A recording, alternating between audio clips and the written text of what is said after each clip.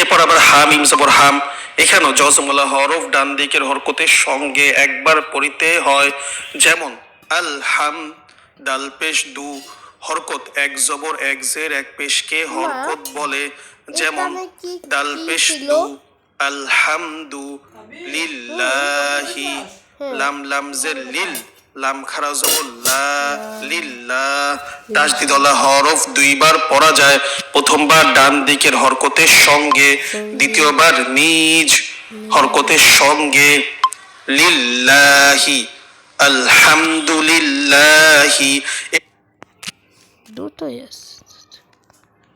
সঙ্গে, দ্বিতীয়বার নিজ হরকতের সঙ্গে। লিল্লাহি, আলহামদুলিল্লাহি।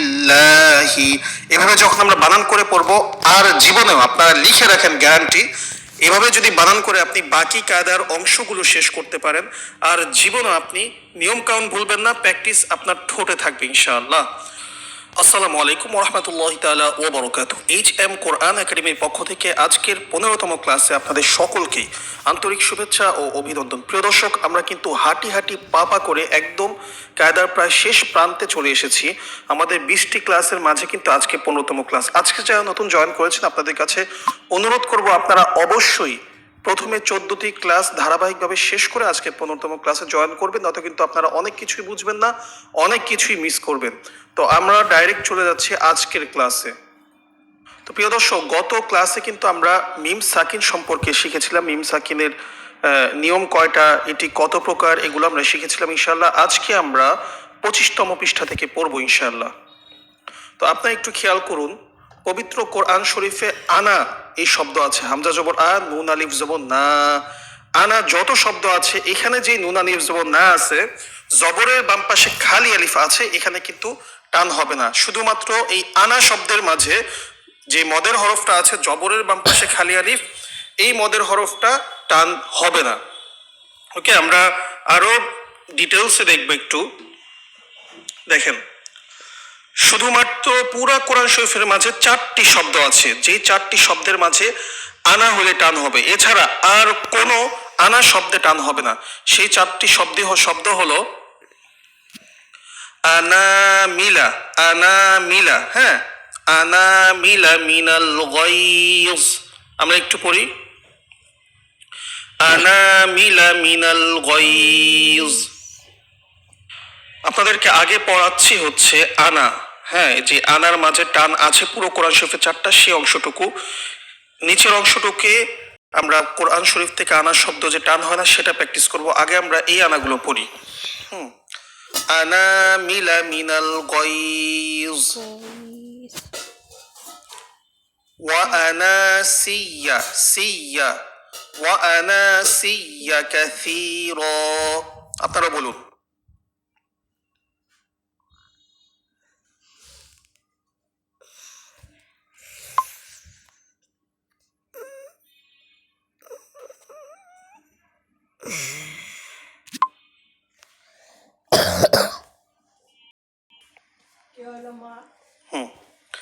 মান আনাবা ইলাইয়া,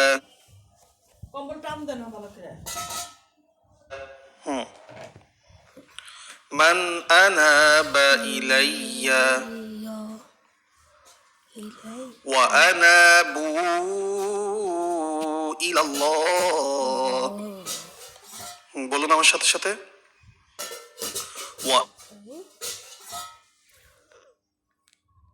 What?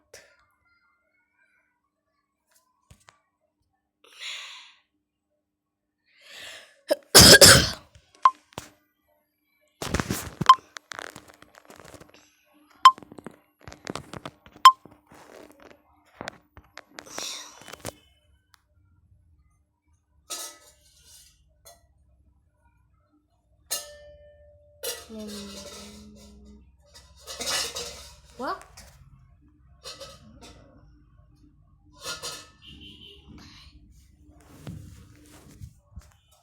আনাবু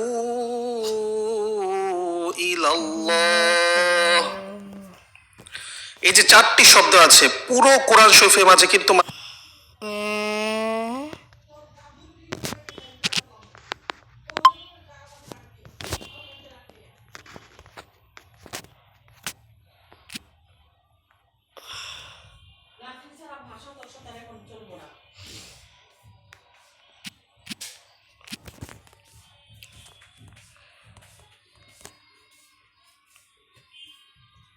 মাত্র এই 4টি শব্দের মাঝে আনাতে টান হবে, এছাড়া আর কোনো আনাতে টান হবে না। যেমন আমরা নিচের আয়াতগুলো পড়ি। ইন্নামা আনা, এতটুকু আগে বলুন। আমি ভেঙে ভেঙে পড়াচ্ছি, সামনে আমরা আরো ভেঙে ভেঙে পড়বো। এতদিন যত নিয়ম পড়েছি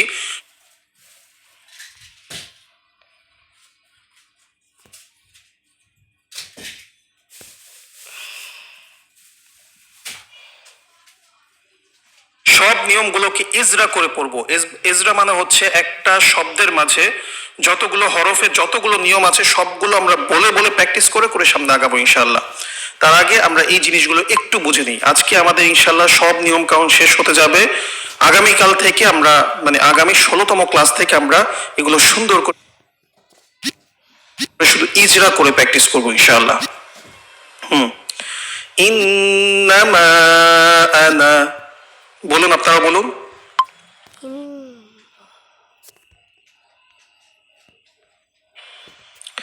নাযীরুম মুবিন, পুরোটা একসাথে। ইন্নামা আনা নাযীরুম মুবিন। আবার ইন্নামা আনা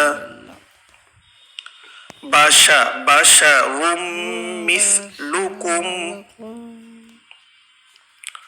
পুরোটা একসাথে। ইন্নামা আনা বাশারুম মিসলুকুম।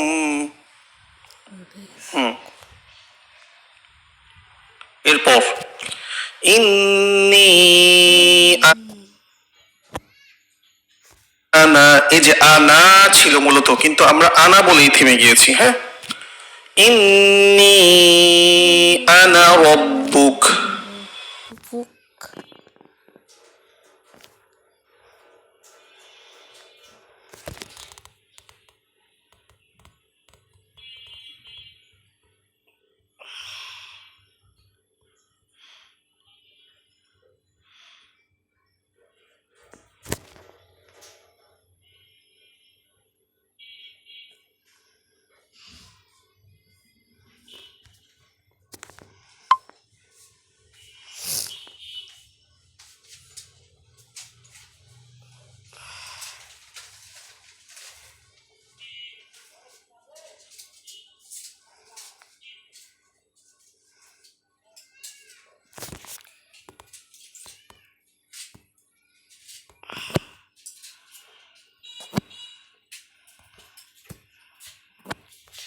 দুর্বল ইন্টারনেটের জন্য। আল্লাহ তাআলা যেহেতু আপনার গর্ভে আপনার কোলে এক মানুষকে জন্ম দিয়েছেন, তাকে মানুষ হিসেবে তৈরি করা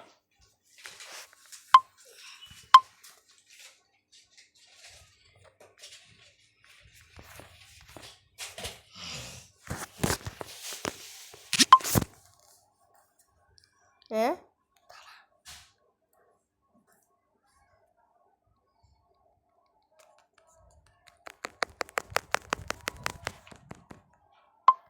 ইন্নামা আনা বাশারুম মিসলুকুম।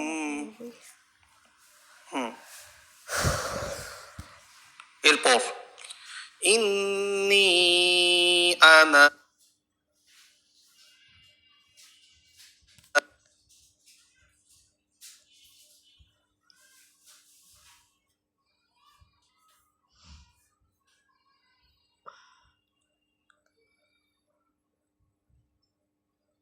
কোরআন শরীফ পড়ার সময় যখন সদের উপরে এরকম সিন দেখবেন আপনারা কিন্তু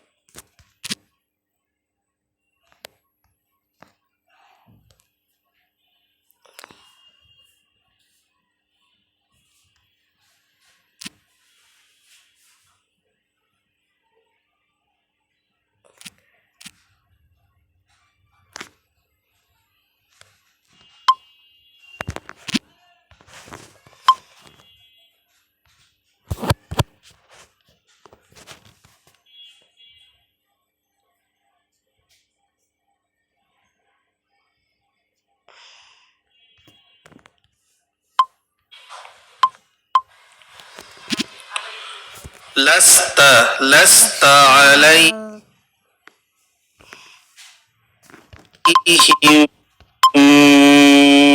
হিম মিম সাকিনের পরে বা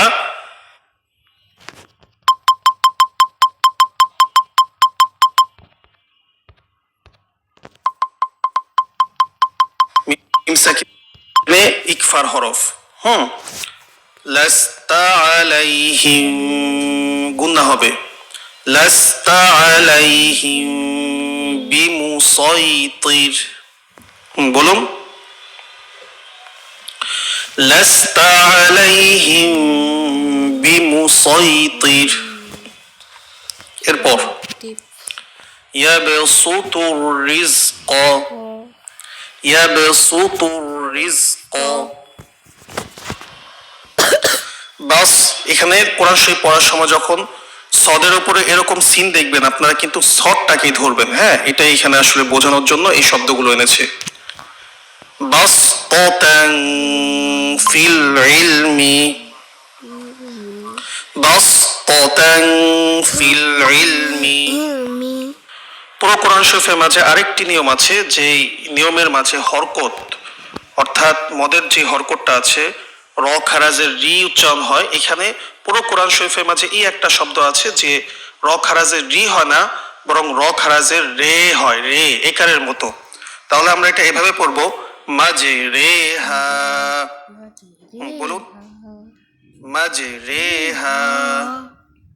হ্যাঁ প্রিয় দর্শক, আজকের এই ছোট্ট ক্লাসটির মাধ্যমে আমাদের সমস্ত নিয়ম কানুন কিন্তু শেষ হয়ে গিয়েছে আলহামদুলিল্লাহ।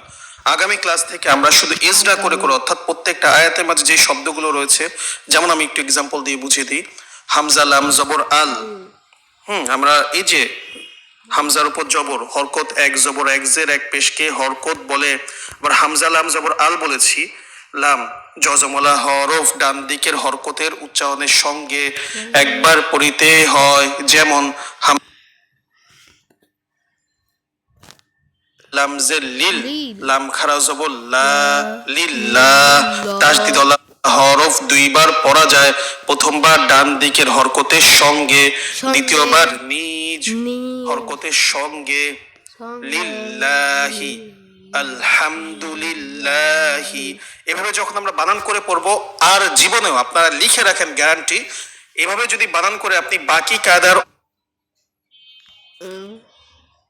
অংশগুলো শেষ করতে পারেন, আর জীবনও আপনি নিয়ম কানুন ভুলবেন না, প্র্যাকটিস আপনার ঠোঁটে থাকবে ইনশাআল্লাহ। অনেকে আমরা দেখা যায় আমপারা নেওয়ার পর কোরআন শরীফ নেওয়ার পরে এভাবে বানান করে করে পড়তে হয়। কেন ভাই? কোরআন শরীফ নেওয়া মানে হচ্ছে আপনি সবকিছু পারেন আলহামদুলিল্লাহ, সম্পূর্ণ স্পষ্ট পড়তে পারেন, এখন আপনি কোরআন শরীফ নিবেন না।